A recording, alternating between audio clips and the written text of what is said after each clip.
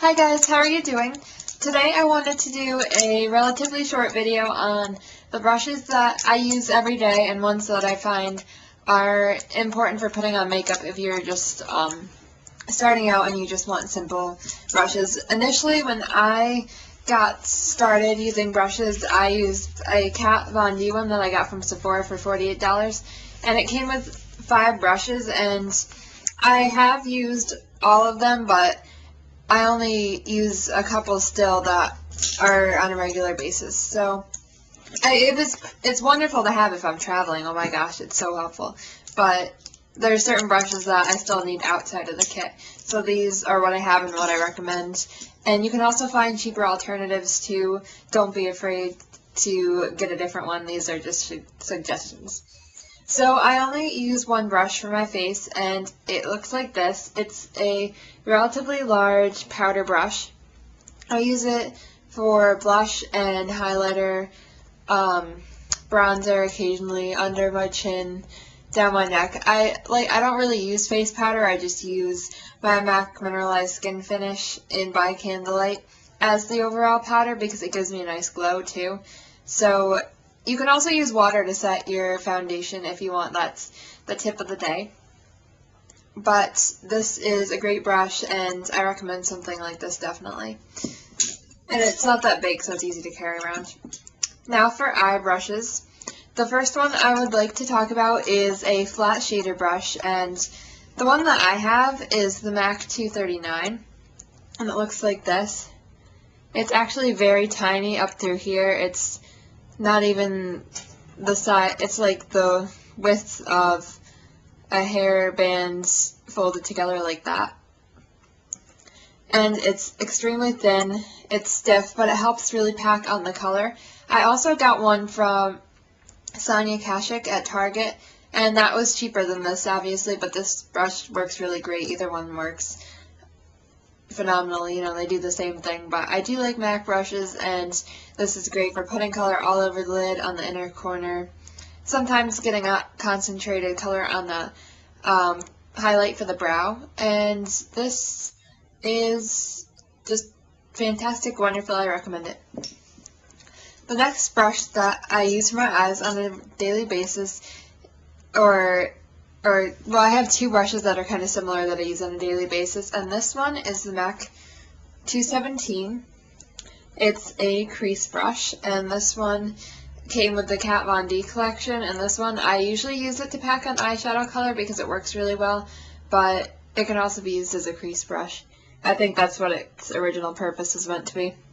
And these are relatively stiff, but they're a lot looser than the other brushes, but they're not as loose as a blending brush. So they have a little bit of resistance in them, and they're tapered towards the end, but they're phenomenal. Like, you can have a great concentration of color if you want, or you can make it lighter depending on the angle and the area in which you hold your brush. But this, I find, you could also pack on eyeshadow color if you wanted to, so this is very diverse. If you wanted to, you could also apply concealer under your eyes, which I wouldn't do. Most likely I'd probably use my fingers or either a concealer brush, but you know, that's always an option too.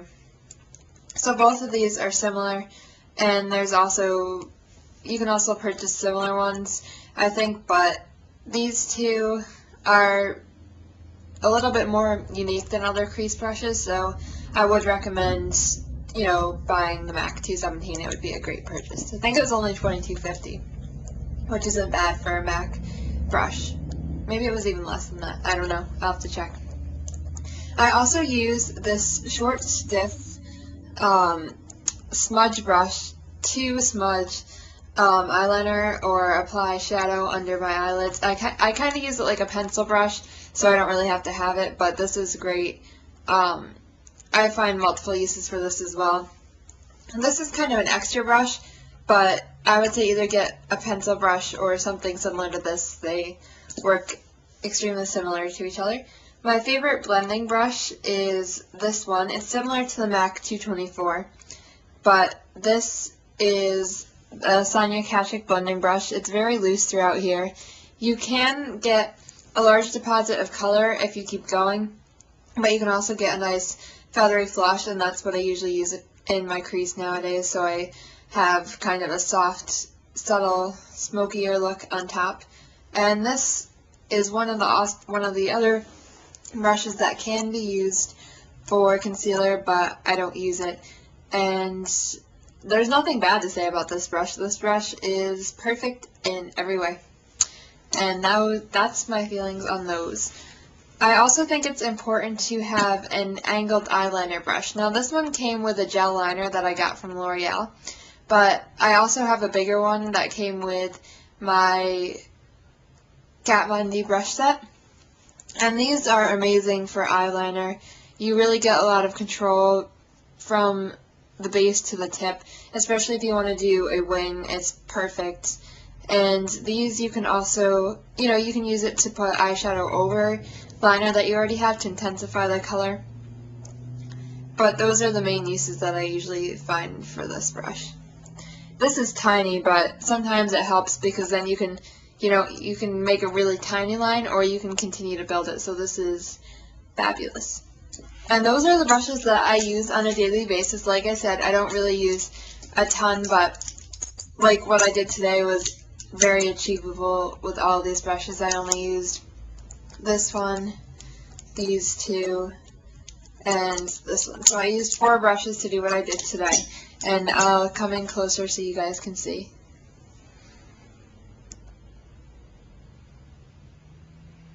So I did pink, purple in the crease, I did Urban Decay liner, blue, and then on the bottom I used the purple in the crease on the bottom, and then just shimmery white in the outside. But it's a very simple look, but it wouldn't be possible without these brushes. I mean, it would be possible, but it would be harder to get the effects and the way that the colors blend into each other.